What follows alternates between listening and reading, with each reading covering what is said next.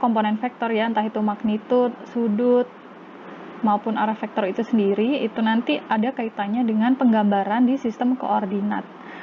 Jadi yang kita ketahui sistem koordinat itu ada 3, yaitu kalau di sini pakai istilahnya SKP ya, sistem koordinat persegi. Ini yang pertama, sistem koordinat persegi. Lalu yang kedua ada sistem koordinat silindris. Dan yang ketiga sistem koordinat bola. Sistem koordinat persegi itu kita singkat SKP, lalu SKS, sistem koordinat silindris ya, atau ada yang menyebutnya dengan sistem koordinat tabung, itu sama aja. Lalu yang terakhir ada sistem koordinat bola. Nah, kenapa kita harus mempelajari 3 sistem koordinat ini sebelum belajar medan elektromagnetik?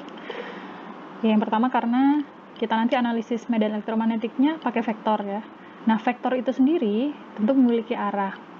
Yang mana arah vektor itu dipengaruhi dengan sistem koordinat apa yang digunakan.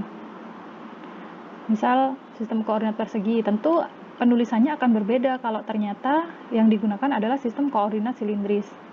Ya, jadi yang pertama harus kita ketahui sebelum kita menyelesaikan suatu permasalahan di sistem di medan elektromagnetik itu adalah kita lihat dulu dia sistem koordinatnya apa. Karena rumus untuk beberapa rumus ya untuk masing-masing sistem koordinat itu berbeda.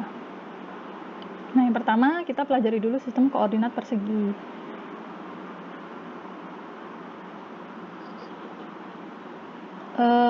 Kalau bahasa lainnya, sistem koordinat persegi itu adalah sistem koordinat kartesian. Nama penggagasnya adalah Cartesius ya. Makanya disebut sistem koordinat kartesian atau sistem koordinat persegi. Nanti disingkat SKP ya untuk selanjutnya.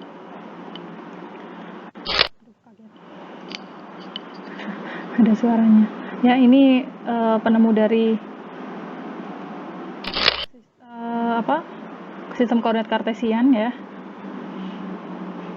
Nah, sebenarnya saya yakin Anda di sini pasti sudah pernah menggunakan sistem koordinat persegi, minimal yang 2 dimensi. Nah, SKP sendiri itu terbentuk oleh 3 sumbu koordinat, disebut sumbu X, Y, Z. Dengan konfigurasi yang umum dipilih adalah sistem koordinat aturan tangan kanan. Nah, pasti familiar lah ya dengan penggambaran seperti ini ya. Ini X, ini Y, ini Z. Ini 3 sumbu koordinat atau saya lebih suka menyebutnya 3 dimensi. Nah, kita bisa menggambarkan posisi dari masing-masing sumbunya. Ini mungkin di sini X, di sini Y, di sini Z. Kalau Z biasanya dia selalu sumbu yang vertikal ya.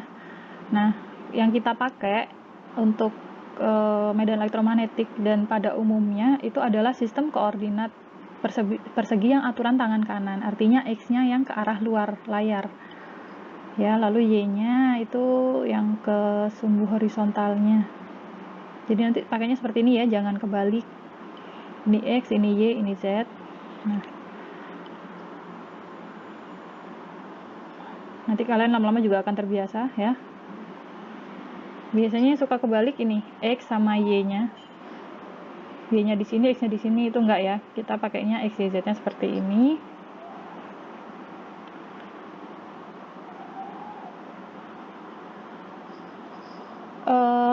Untuk sistem koordinat silindris maupun sistem koordinat bola, sumbunya pun juga masih sama, pakai sumbu X, Y, Z. Tapi representasi vektornya nanti akan berbeda. Itu nanti akan saya jelaskan ya. Nah, lanjut ke SKP. Jadi kalau misal di sini ada sumbu-sumbu ya dari sistem koordinat persegi, di mana ada sumbu X, Y, sama Z. Jadi penggambarannya seperti ini ya nanti. Kalau ada permasalahan pakai SKP. Nah, titik pusatnya, tentu titik pusat itu adalah terletak di X sama dengan 0, Y sama dengan 0, Z sama dengan 0. Jadi titik pusat 0,0,0 gitu ya. Ini ada di sini. Oke. Lalu kalau misal ada suatu titik ya, kita tuliskan sebagai titik A, dia memiliki koordinat x, y, z. Misal A 2, 3, 4 gitu.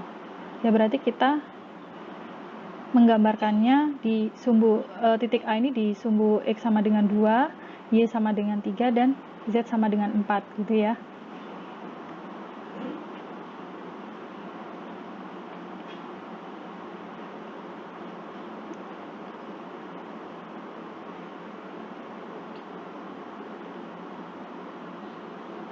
Mungkin ada yang masih kesulitan untuk menggambar sistem koordinat persegi yang 3 sumbu, karena dari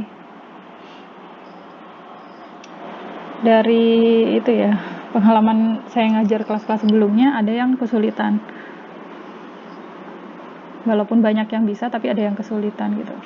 Oke, di sini saya mau contohkan bagaimana cara menggambar titik di dalam sistem koordinat persegi yang menggunakan 3 sumbu atau 3 dimensinya ya. Jadi misal ada titik A dengan titik koordinat di 1, 2 aja lah, 2, 3. Nah kalau seperti ini kan berarti ini berapa dimensi? Berapa sumbu kalau saya mau menggambarkan ini? 2, Bu. 2 ya. Bisa ya kalau 2 dimensi, 2 sumbu. Nah kalau 2 sumbu kan biasanya seperti ini ya gambarnya. Ini X, ini Y gitu kan. Ini adalah titik pusat 0,0. 1,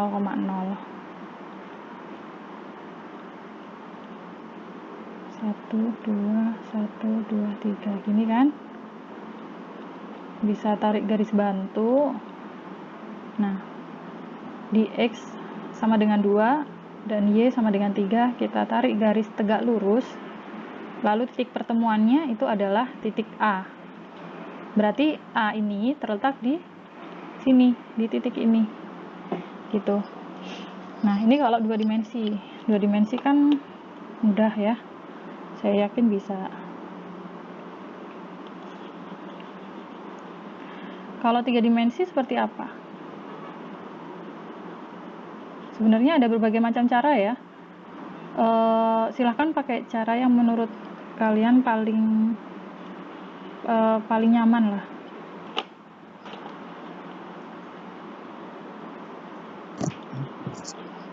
Jadi misal titik A ini adalah 2, 3, dan 4. Berarti ini adalah X, ini Y, ini Z gitu kan. X sama dengan 2, Y sama dengan 3, Z sama dengan 4. Nah sesuai dengan kesepakatan penulisan sumbunya, kita pakai aturan tangan kanan ya, kaidah tangan kanan. Ini apa nih? X. Nah, ini Y, masa udah lupa. Ini X, ini Z ya. Ini adalah titik pusat di sini. Oke, kita lihat dulu X sama dengan 2. Saya kasih titik-titik dulu ya.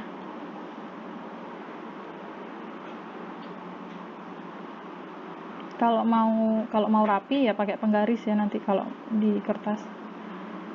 Berarti ini 1, 2, 3, 4. 1, 2, 3, 4.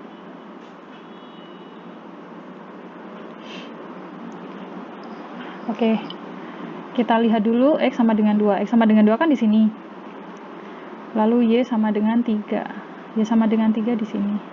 Kita tarik dulu yang X ya. Kita buat suatu garis yang tegak lurus terhadap sumbu X. Nah, sumbu X-nya ini kan gimana ya? Sumbu X-nya ini kan dia miring ya. Kalau kita gambar di bidang 2 dimensi, layar ini kan bidang 2 dimensi, kertas kalian bidang 2 dimensi. Tapi karena kita mau membuat sumbu yang 3 dimensi, kita buat X-nya itu miring seperti ini ya.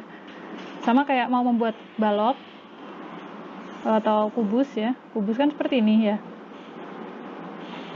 Nah, kita gambar suatu bidang 3 dimensi di atas bidang 2 dimensi di kertas atau di layar gitu. Makanya X-nya ini miring.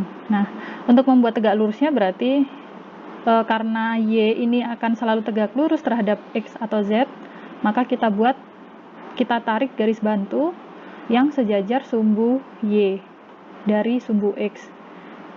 X sama dengan 2 itu di sini, kita tarik garis bantu yang sejajar dengan sumbu Y. Seperti ini. Lalu, ini berarti X sama dengan 2 udah nih garis ini ya, garis bantunya. Lalu Y sama dengan 3. Kita buat garis yang tegak lurus terhadap sumbu Y. Kita buat yang sejajar sumbu X. Karena X, Y, Z, masing-masing sumbu itu selalu tegak lurus ya. Y tegak lurus terhadap Z sama X. Seperti ini. Nah, pertemuannya ini adalah titik temunya, ini adalah X sama dengan 2, Y sama dengan 3. Oke, ini baru 2 koordinat ini yang kita gambar, belum Z sama dengan 4. Nah, cara selanjutnya itu adalah bisa pakai garis bantu juga. Kita gambar garis bantu yang merepresentasikan Z sama dengan 4, yaitu dari sini ya. Kita gambar garis bantu yang sejajar dengan sumbu Y. Dan garis bantu yang sejajar dari Z yang sejajar dengan sumbu X. Lalu kita tarik garis pertemuannya seperti ini. Dan kita gambar lagi garis bantu. Nah, jadi titik A itu adalah di sini ya. Titik A 2, 3, 4. X sama dengan 2, Y sama dengan 3, Z sama dengan 4 itu di sini. Jadi titik temu antara 3 koordinat A ini. Sebenarnya ada cara lain, pakai bidang, perpotongan bidang. Ini kan sebenarnya bidang ya. Ini adalah bidang, lalu di sana juga bidang. Nah, yang perpotongan perpotongan dari bidang-bidang itu adalah titik A. Tapi mungkin membayangkannya akan rumit. Di sini di slide ini dijelaskan kok nanti. Membayangkannya sendiri rumit. Kalau saya lebih suka pakai yang menurut saya lebih mudah, yaitu pakai cuma pakai sedikit garis saja ya.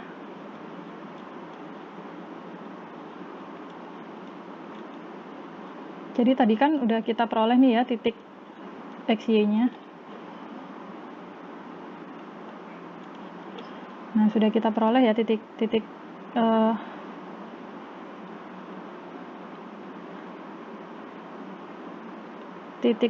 XY kan udah kita peroleh di sini, X sama dengan 2, Y sama dengan 3. Lalu cara menggambarkan Z-nya bagaimana?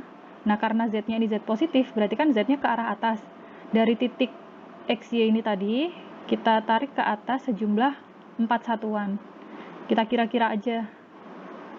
1, 2, 3, 4 gitu ya. Berarti di sini. Ya, berarti ini adalah titik A. Kenapa kok gini?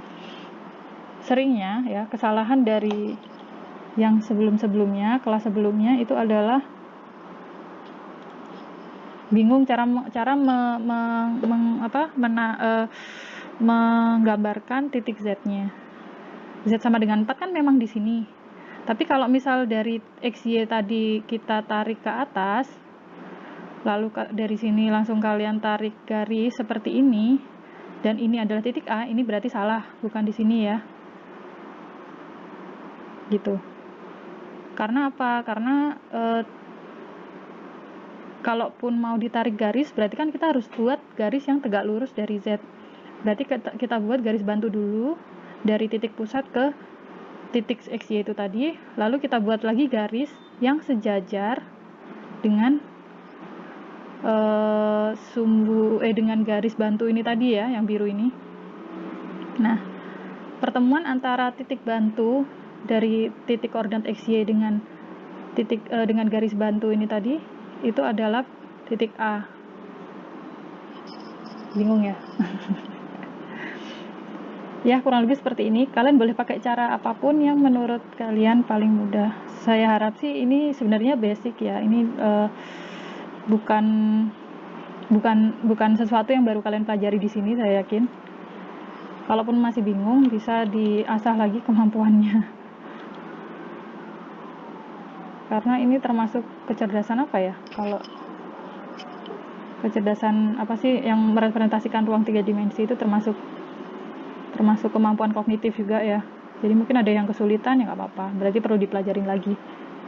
Kurang lebih seperti ini caranya. Ini kalau pakai titik pertemuan dengan garis-garis bantu tadi ya, untuk yang sebelumnya. Nah, ini untuk kalau misal pakai metode perpotongan bidang. Jadi bidang X, bidang Y, bidang Z, pertemuan bidangnya itu adalah titik A-nya itu tadi. Mungkin ada pertanyaan?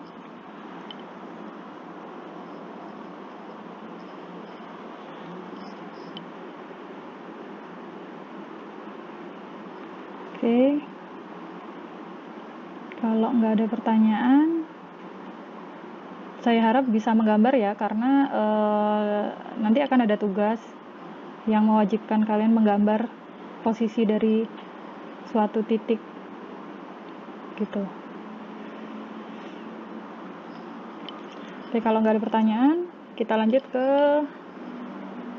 ini ya, ke sistem koordinat persegi lagi.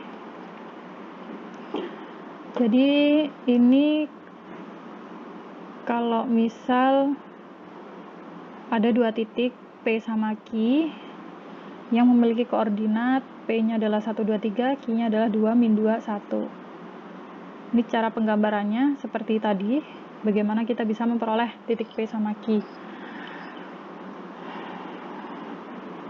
Nah, kita masuk ke diferensial ya.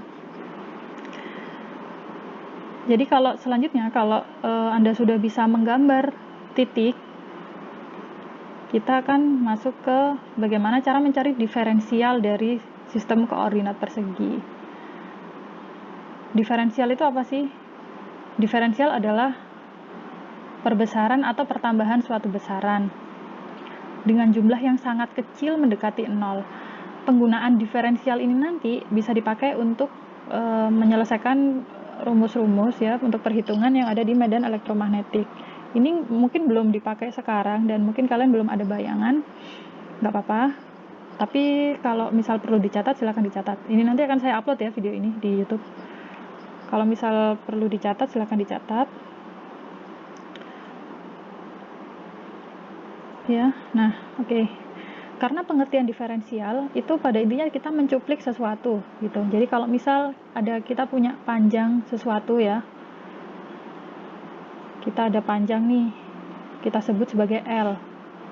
Nah, diferensial L itu adalah bagian yang sangat kecil mendekati 0 dari panjang L ini. Jadi misal saya buat diferensial L itu udah di sini nih, kecil sekali mendekati 0, ini adalah DL, diferensial L.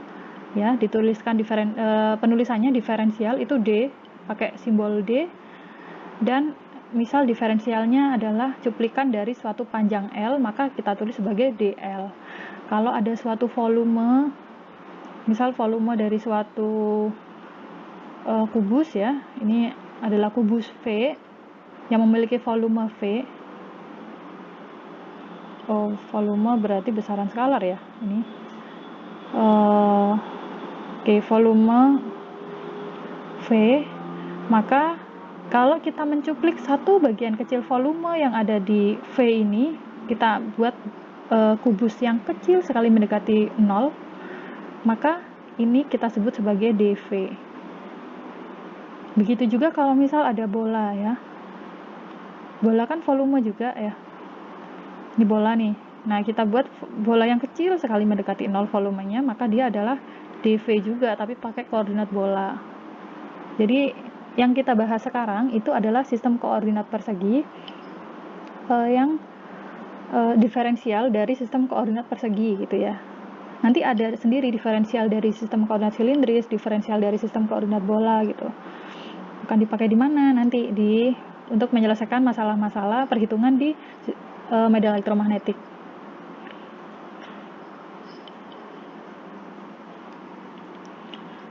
Oke, misal di sini saya hapus dulu ya.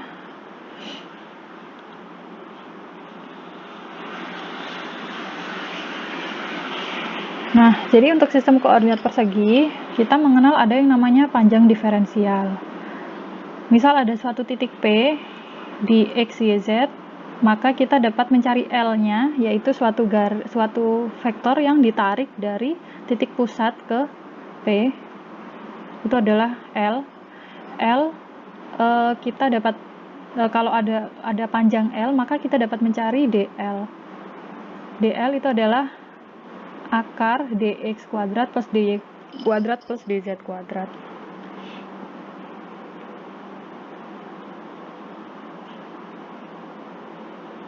Kalau luas diferensial berarti ds itu tergantung dari mana ya.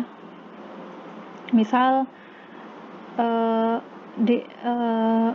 kalau luas itu kan dituliskannya sebagai S ya. Kalau di medan elektromagnetik S itu adalah surface atau permukaan. Nah, misal ini ada permukaan ini ya. Satu sisi dari balok ini tadi, ini kita sebut sebagai S.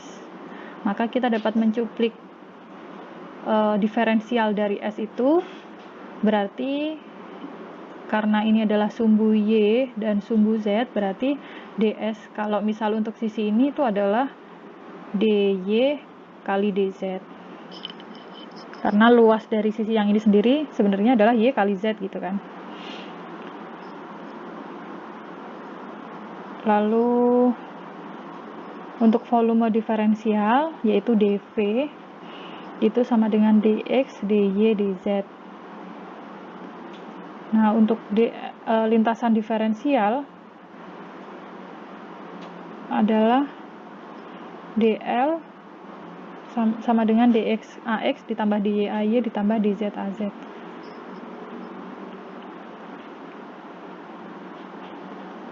Bentar ya, saya back dulu. Kayaknya ada yang ke-skip.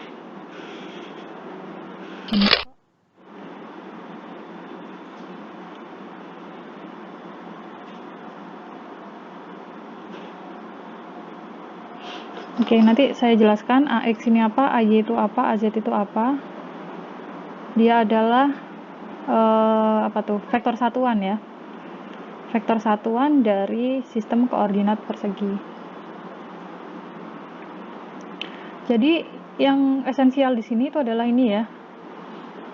Panjang diferensial, luas diferensial, volume diferensial, lintasan diferensial. Ini khusus untuk SKP. Untuk SKS atau sistem koordinat silindris maupun sistem koordinat bola, masing-masing ini nanti akan berbeda karena ya representasinya bukan lagi X, Y, Z ya. Bukan lagi X, Y, Z tapi yang lain. Walaupun sumbu yang dipakai masih sumbu X, Y, Z. Oke, ada pertanyaan nggak? Silakan dicatat ya yang ini, atau kalau mau di screenshot boleh.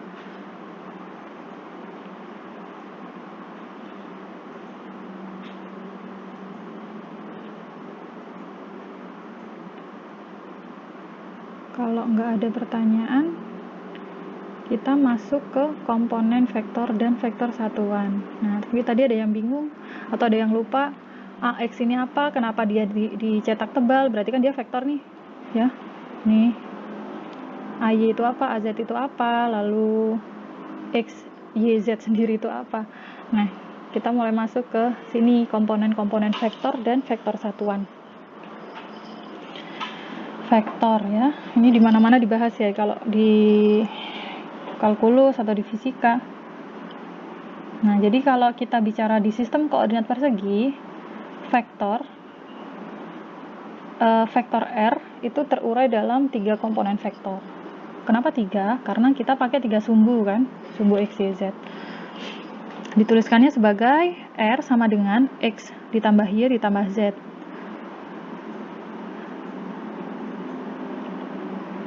Di mana X itu sama dengan X kali AX. Ini apa nih? Skalar atau vektor? Skalar. Ini skalar, ini vektor. Nah, AX itu adalah vektor satuan, gitu ya. Jadi masing-masing X tebal, ini adalah vektor nih, ini vektor. Ini juga vektor ya, ini vektor. Nah, kalau kita uraikan masing-masing komponen vektornya, itu ada bagian skalar dan ada vektor satuan. Skalarnya di sini sebenarnya apa? Sebenarnya magnitude itu tadi ya. Y juga sama, Y itu YAY, Z adalah ZAZ. Sehingga kalau kita tuliskan vektor R ini dengan komponen vektor masing-masing sumbunya, yaitu R sama dengan XAX ditambah YAY ditambah ZAZ. XYZ ini itu adalah skalar komponen atau komponen skalar dari vektor R. Sedangkan AX, AY, AZ itu adalah vektor satuan dari sistem koordinat persegi. Jadi kalau pakainya vektor satuannya AX, AY, AZ, pasti dia pakainya sistem koordinat persegi. Tapi kalau sudah pakai A, theta, lalu API, itu berarti sistem koordinat bola. Ya, itu yang membedakan. Vektor satuannya masing-masing terletak di X, Y, Z dengan magnitudo sama dengan 1. Itu kenapa disebut vektor satuan, karena magnitudonya sama dengan 1 ya, dan arahnya sama dengan arah membesarnya nilai-nilai koordinat X, Y, Z. Vektor satuan itu selalu tegak lurus ya. Kalau digambarkan seperti ini, vektor satuan selalu arahnya tegak lurus atau arah normal terhadap bidang YZ. Kalau itu vektor AX ya. Vektor AX kan arahnya ke arah X tentunya. Nah, bidang YZ itu adalah ini. Dia arahnya selalu tegak lurus. Jadi kalau misal di sini ada vektor AX juga benar juga, tapi arahnya tegak lurus. Gitu ya. Untuk penulisannya sendiri, vektor satuan itu kalau di buku dicetaknya tebal karena dia vektor ya. A, X ini tebal. Nah, kalau ditulis tangan kalian cukup pakai topi ini saja. Kalau pakai topi otomatis dia menandakan vektor. Harus seperti ini ya, karena dia vektor satuan gitu. Kalau cuma ditulis seperti ini berarti dia skalar dan ini salah. Begitu juga dengan AY, AZ, AY, AZ itu berarti dia tegak lurus terhadap bidang-bidangnya.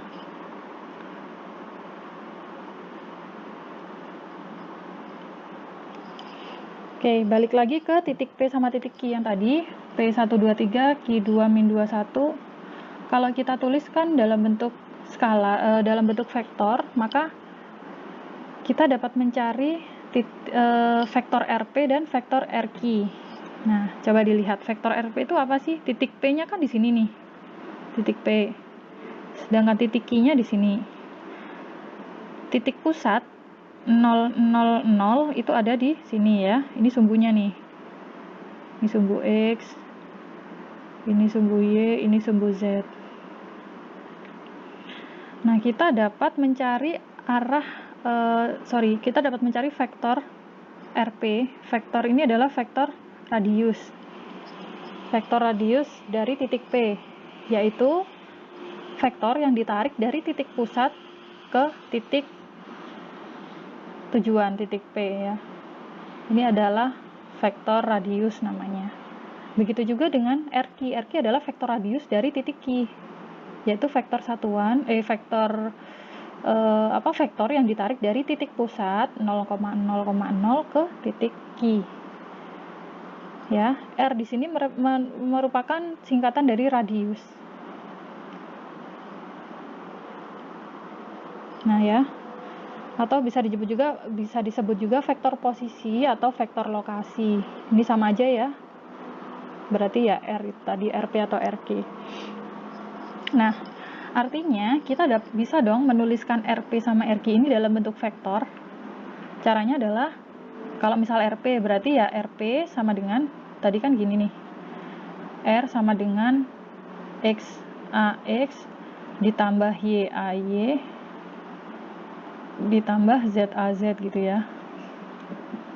X, Y, Z itu adalah panjangnya. Nah, P itu terletak di 1, 2, 3. Berarti kalau kita buat RP-nya, dia adalah RP sama dengan 1AX ditambah 2AY ditambah 3AZ gitu ya. RQ juga sama. Dia terletak di 2, min 2, 1. Berarti RQ sama dengan 2AX min 2AY ditambah AZ. Oke. Contoh, kalau misal saya punya titik A min 2, 0, 1. RA-nya berapa nih? Kalau diuraikan seperti ini. RA adalah, kalau saya mau menuliskan vektor radius dari A. Yuk, siapa yang bisa jawab? Min 2Z. Min 2. Min 2 apa? AZ, Bu. AX. AX ya. Jangan lupa dikasih topi. Iya. Terus? Ditambah AZ. Tambah AZ. AZ, Bu. Gitu ya. Oke, berarti udah bisa. Nah, kalau kita apa sih gunanya kita menuliskan vektor posisinya supaya kita dapat menganalisisnya secara aljabar vektor. Jadi kalau kita udah punya RP sama RQ ya, nah kita mau mencari vektor RPQ ini, resultannya lah ya, dari P dan Q, dari RP dan RQ. Nah, RPQ itu berarti RQ dikurang RP. Kalau digambarkan, RPQ itu terletak di sini. Ini kan titik P, ini titik Q. Nah, RPQ itu adalah vektor yang ditarik dari titik P ke titik Q. Ini adalah RPQ. RPQ itu berarti RQ dikurang RP. Jangan kebalik ya. Pengurangannya ini. Kita kurangkan RQ dulu, baru min RP. Ini saya rasa udah pernah dibahas di kalkulus ya. Nah, untuk pengurangannya bagaimana? Yang skalar kita kurangkan dengan skalar.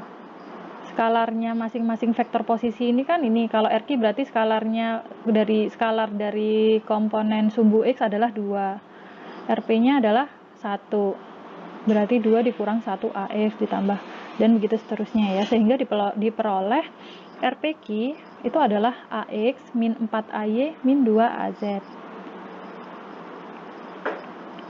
Nah, seperti itu. Dengan begini kita jadi tahu RPQ ini vektornya apa sih gitu ya, diperoleh. Lalu untuk penulisan secara umum sebuah vektor dalam SKP itu seperti ini ya. Jadi F ini adalah vektornya, vektor F sama dengan Fxax ditambah Fyay ditambah Fzaz, khusus untuk SKP. Kalau S sama SKB nanti berbeda. Masing-masing ini adalah vektor komponen. Jadi Fxax ini adalah vektor komponen sumbu X. Ini vektor komponen sumbu Y, dan ini vektor komponen sumbu Z. Yang masing-masing vektor komponen itu memiliki komponen skalar. Jadi kalau saya tanya dari ini RPQ ini, komponen skalar dari sumbu Z-nya apa? Berapa? 2. Min 2 ya. Oh, min 2 ya. Min 2 ya, karena kan bentuk umumnya adalah Fxax ditambah Fyay ditambah Fzaz gitu ya. Nah, ini skalar komponennya nih, Fx, Fy, Fz-nya. Lalu Ax, Ay, Az adalah vektor satuan. Jadi kalau kita mau menuliskan dalam bentuk vektor, harus ada skalar komponen dan vektor satuannya. Harus ada ininya nih. Jadi kalau nggak ada vektor satuan, ya bukan vektor nanti jadinya. Ya, ini tergantung dari besaran apa. Kalau misal gaya berarti F, ya berarti vektor skalar komponennya adalah Fx ditambah Ax gitu ya, dan seterusnya. Nanti kalau misal intensitas medan magnet itu adalah E.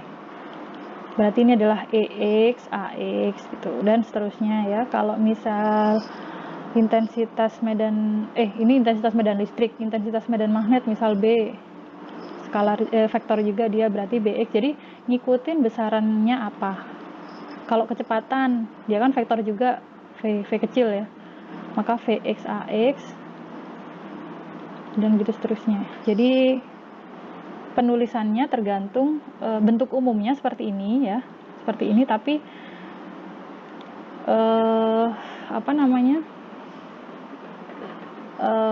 simbol besarannya tergantung dari besaran yang digunakan. Oke, tadi sampai ya. Jadi kalau penulisan dari vektor dalam SKP itu seperti ini. Berarti ini vektor ya. Nah, kalau kita mau mencari magnitudo dari vektor B, bisa dituliskan sebagai mutlak B ya, seperti ini. Atau kalian bisa menuliskan B saja tanpa ditebalkan hurufnya ya. Itu merupakan besaran skalar. Nah, cara mencari magnitud itu adalah akar BX kuadrat ditambah BY kuadrat ditambah BZ kuadrat sama dengan B. Ini kalau kita cari magnitud. Nah, kalau vektor satuan itu berlaku untuk sembarang vektor, yang artinya vektornya itu magnitudonya 1. Arahnya sama dengan vektor utama. Jadi notasi yang digunakan adalah A. Jadi kalau misal di sini ada vektor B ya, maka vektor satuan dari B itu arahnya sama. Ini AB ya. Nah, di mana vektor satuan AB itu sama dengan B, vektor B dibagi dengan magnitud. Karena kenapa dibagi dengan magnitud? Supaya nanti menghasilkan magnitud 1 gitu. Sehingga kalau dituliskan vektor B itu terdiri atas komponen magnitud dikali dengan vektor satuannya. Jadi B vektor itu sama dengan magnitud B dikalikan dengan magnitud B dan vektor satuan AB. Oke, ini ada contoh soal. Kita bahas saja ya. Jadi ini misal ada vektor satuan yang mengarah dari titik pusat menuju titik G 2,2, min 2, min 1. Vektor satuan yang mengarah dari titik pusat menuju titik G ini berarti kita sebut apa?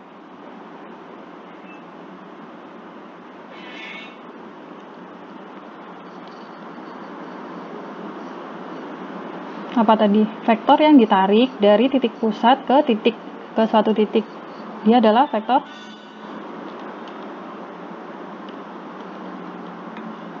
apa?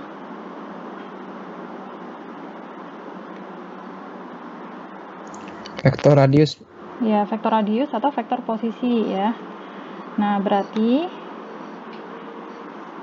kalau kita mau menuliskannya ke bentuk vektor, itu adalah G sama dengan 2AX min 2AY min AZ ya. Dari sini kan. Lalu selanjutnya, berapakah magnitudonya? Pakai rumus magnitud sama dengan akar. Kalau ini kita kita tuliskan ke bentuk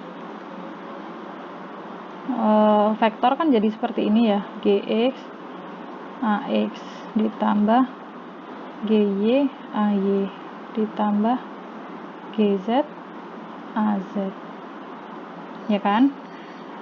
Nah, magnitud dari vektor G itu adalah akar GX kuadrat ditambah GY kuadrat. Ini kayak cari panjang vektor. Ditambah GZ kuadrat. Ya udah kita hitung aja magnitudonya berapa. Dia adalah 3. Lalu vektor satuannya adalah vektor G dibagi dengan magnitud. Nah, vektor satuan itu hasil akhirnya seperti ini. Jadi bukan berupa bilangan tunggal gitu, enggak ya. Karena vektor satuan ini adalah vektor, pasti dia memiliki komponen AX, AY, AZ-nya. Sehingga kita dapat menuliskan vektor G itu adalah 3. 3 ini apa? Skalar. Ya, ini skalar. Ini nilai apa nih? Magnitud ya, karena vektor G atau suatu vektor itu adalah terdiri atas magnitud dari vektor tersebut dikalikan dengan vektor satuannya. Ya kan? Nah, berarti kita bisa menuliskan G ini, G tadi kan ini ya. Kita bisa menuliskannya juga dalam bentuk ini, yaitu G sama dengan magnitudnya yaitu 3 dikalikan dengan vektor satuan yaitu AG. Ini kalau dihitung, coba kalian hitung vektor dikalikan skalar, ini pasti hasilnya ya akan ini ujung-ujungnya ya, akan sama aja.